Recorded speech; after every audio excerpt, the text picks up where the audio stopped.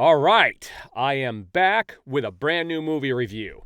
Now, I still am not 100% normal. I've got a lot of pressure in my head, and I'm very nasally, but I've been wanting to do this review since I saw the movie on Thursday. I actually went to a Thursday early in the day showing, and by then my voice was gone. So I am now able to do the review and sound somewhat coherent. But what I have here is John Wick 4. And yeah, I was excited to see this film for many reasons. Number one, it's a direct competitor for Shazam 2. And this was a way better film than Shazam 2 was. And to kind of give you an idea of how I feel about the John Wick films, and I'm going to tell you right now, I am going to keep this review as spoiler-free as possible. I'm going to show you the cast here in a minute and talk about a little bit about what their roles were in the film. And I'll talk about my overall feelings of the film at the end and give you my final rating on this.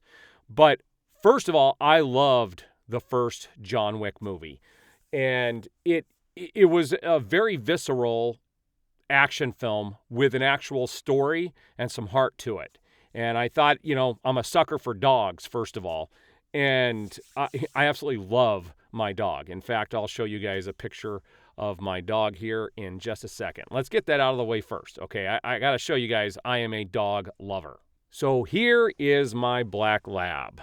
She kind of shadows me everywhere I go. Used to have a yellow lab too. He passed away a little over a year ago. He was such a big part of the family. He's one of the hardest things I've ever gone through. It's like losing a person. But she now shadows me, and this is the look I get when I turn around in the studio and I see her. You can see kind of the action figures I have there off to the side, and she's looking at me. This is her I want to go play look. Every day I take her outside and throw a whole bucket full of tennis balls for her, one at a time, and it's how she gets her exercise. But she's an absolute sweetheart. I have hundreds of pictures of her. So naturally, when there's a movie with a dog in it, especially with something like John Wick, it does tug at my heartstrings. I absolutely love dogs. All right, so the first movie is my favorite and still remains my favorite. I give it 5 stars. It's a great film. The second film, I knocked it down a full star, almost a star and a half. It was your run-of-the-mill, almost forgettable action film. It was definitely a sequel to the first, up the ante a little bit. And then the third film came out, and I probably give that one a full 4 stars. I liked it more than I did the second film. The first, especially the beginning. The middle was good, and then the third act I thought was a little boring in the second film, but still enjoyed the movie overall. And then the fourth one comes out, and I hear that this film was almost 3 hours long, and I heard that the director actually had a 4-hour cut. Almost a 4-hour. It was like a 3-hour, 45-minute or 4-hour, 15-minute cut out there. And hopefully we eventually get to see that. I would love to see what that extra cut was. You can tell that, Keanu Reeves puts in a lot of work into these films to make them as genuine and as visceral as he can. He does a lot of his own stunts in these movies. And man, this movie, you get to see him use nunchucks and some other stuff that are just some amazing stuff. If you've seen the trailer, there's a scene where he's just pounding on somebody on it's like his body's laying over not an altar, it's a display case, but he's just pounding him, and that's him with the nunchucks. And it was pretty freaking awesome. That scene was amazing. And this movie hits the ground running. There's very little downtime in this film. Now, let's look at the cast, and I'm going to be as vague about the story as I can possibly be. So, of course, we have Keanu Reeves back as John Wick. Lawrence Fishburne is back as the King.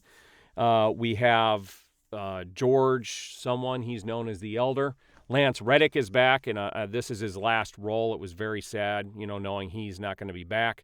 Clancy Brown, all right, he's awesome as the Harbinger. I love Clancy Brown just in general. He's got an amazing, unique voice, and it was a pleasure seeing him every minute he was on the screen. Ian McShane is back as Winston, the owner of the hotel. Now, there's a couple of new cast members in here that I really, really love.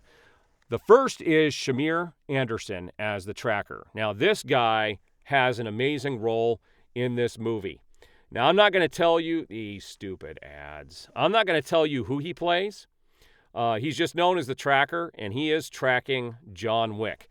And yeah, I'm not gonna dig into his story, but his role was awesome, and he's the one with the dog in this movie. And boy, does he have some awesome scenes with his dog. That's all I'm gonna tell you. So he's one of the new big names here. We also have Donnie Yen. Oh, Donnie Yen's character. Yes, Donnie Yen is amazing in this. He makes this movie. And Donnie Yen, you find that he had a really good relationship with John Wick, and it sours for a very specific reason. Donnie Yen is the one who was put through the ringer in this movie and has to make some impossible choices. And my gosh, did he rise to the challenge. All right, we got Bill Skarsgård playing Marquis. And he is the villain. He's the antagonist of this film. And I'm not going to tell any more about him, but he's someone you're going to love to hate. Now, my personal favorite here is Hiroyuki Sanada. I love everything this guy's in. I loved him in Bullet Train last year. When he's on the screen, he commands a presence like very few actors can. He is just an amazing actor. And he is also one of the protagonists in this film. So these are kind of the main characters of the movie. And there are a few others that pop up that you will see in the film. And they're not really characters we really know, but we will probably get to know in the future. So what we have in this film is John Wick kind of at the end of his journey, trying to avenge his wife's, death and issues with his dog and everything that went on over these last 3 films. And he's trying to win his freedom, and that's all I'm going to tell you.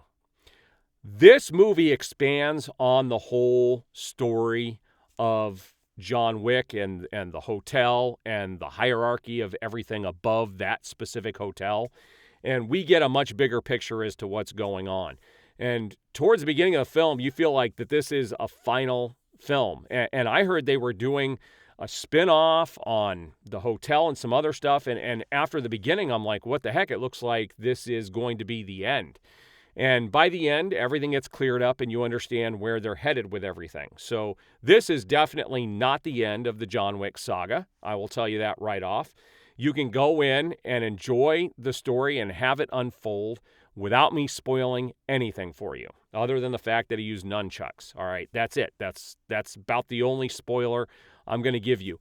This movie takes place over 4 or 5 different continents, and it is a 3-hour film, and you have to stay for the credits. I didn't know this. I'm actually going back to see it again tomorrow, and there is a post-credit scene that is going to be very, very critical to the future of the John Wick franchise. So you're going to want to definitely see that. And when I'm done with this review, I am going to show you guys what they have planned for John Wick, which is pretty freaking cool. Not John Wick, but the John Wick universe. And so I'm going to show you that picture on what they just showed earlier today on what is being planned and actually going to be released here in the next year or so, which is pretty cool stuff that's already being worked on. All right, so at the end of the day, where do I rate this film? First of all, the choreography was amazing. The music was amazing. Everything about this was amazing. These are the types of serious action films that I enjoy. There's a little bit of depth to the story.